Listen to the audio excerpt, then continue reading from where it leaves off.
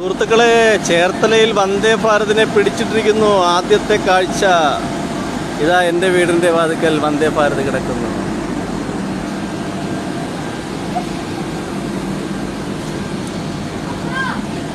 വന്ദേ ഭാരതിനെ ഞങ്ങൾ പിടിച്ചിട്ടിരിക്കുന്നു. ഏതായാലും ഓടി ഓടി തളർന്ന് ലാസ്റ്റ് പിടിച്ചിട്ടിരിക്കുന്നു. കുറച്ച് നമ്മുടെ ഡ്രൈവർ ഇറങ്ങി സിഗരറ്റൊക്കെ വലിച്ചുകൊണ്ട് നിൽക്കുവാണ്.